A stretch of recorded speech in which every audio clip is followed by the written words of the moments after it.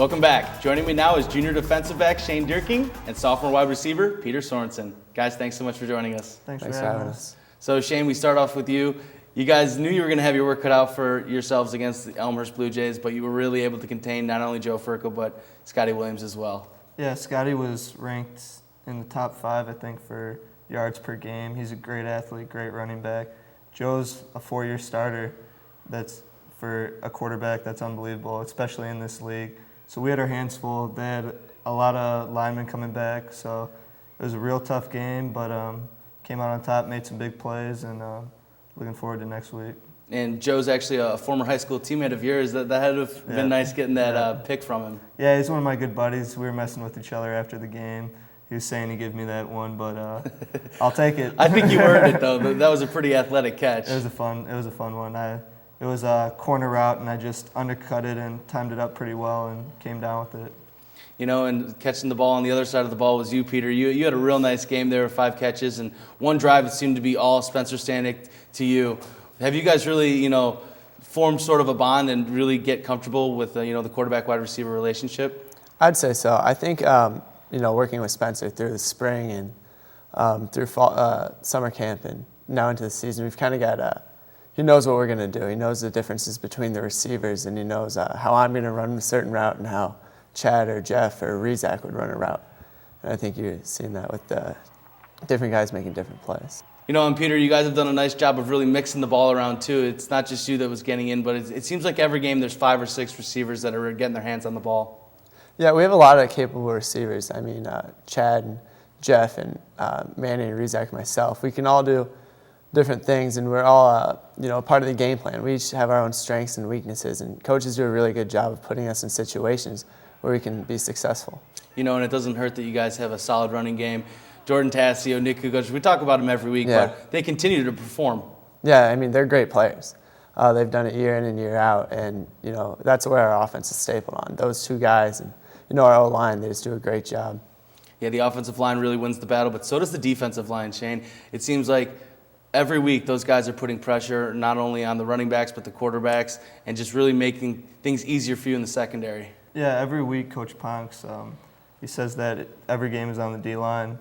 They have to get pressure. If they don't get pressure, we have quarterbacks sitting back there and they can pick us apart like we saw in our 2 games last year. So it's really crucial. They've been playing great this year. It was great to see Peter Mann back. He stepped up. That one play was pretty funny when he yanked the ball from Josh. But he was just trying to get his hands on the ball, make a big play. Yeah. He was just excited to see the ball in the defensive hands. I know you guys always preach whenever you get an interception or a fumble, you guys are on offense right away. Yeah. So it was exciting to see him back. We got a lot of young guys stepping up. A lot of like Dorian. We have Josh Beveridge, as we said. They're stepping up and making plays, and it's good to see. And you guys will have to make some plays this weekend. As we talked with Coach, you guys are heading to Milliken where the Big Blue. They have 4 guys averaging over 6 yards a carry. They're averaging over 13.5 yards a catch. So have you guys been game planning knowing that they have some big playability? Yeah, they have a lot of great running backs. Their quarterback, he's a dual threat. He can hurt you both ways. Sean Dunning, he's a big, powerful back. They have their leading receivers back. Toby, I think, number 1, he's a great player. He finds holes. They have a real quick passing game, but then they'll hurt you deep. So we have our hands full. It's going to be a fun game. Did any of the Cardinal secondary go to high school with Matt Holmes? So maybe he'll throw an easy I'm not interception? sure where he's from. I'm not sure where he's from, but not as far as I know. And with Milliken, you guys start a 3-game road trip. That's almost unheard of. Has the team been thinking about that and sort of looking at this as a tough part of the schedule? We haven't really thought about it that much. We'll play anyone, anywhere. It doesn't really matter. We love playing here at home, but if we have to go on the road, we'll be ready. The Cardinals came away with a victory on Saturday, but now face a tough road schedule ahead. We take a look at how they're feeling about it in this week's What's the Word? We just got to have that mentality. We're going on the road. We're just going to have to try. I mean, I think we'll be fine on the road. We're going to play as a team wherever we go. We just got to have that mindset that we're not at home. There might be, the crowd from the other side might get into it, but we just got to play our game, and I think we'll be fine if we do that. It's the 3-game road trip. I've never seen one before, and it's going to be hard playing away from these great fans. Our loved ones. It's going to be hard, but we know some will travel with us, and we're going to do our best to take these next 3 games, come back, bet at Eddie Worley Stadium, and I think play Wheaton next. Big Wheaton game.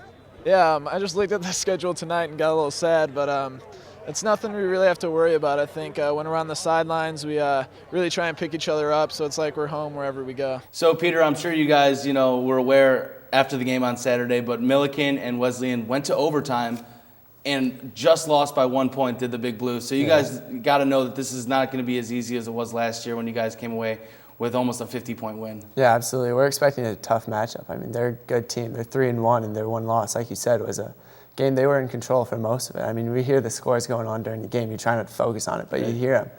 And, their defense is pretty good. They're a big play defense. They've got a lot of turnovers this year, and they've taken some to the back the other way for touchdowns. So we've got to be aware of that, control the ball. But we just, we do our thing, run the ball, throw it when we need to, and we'll be fine.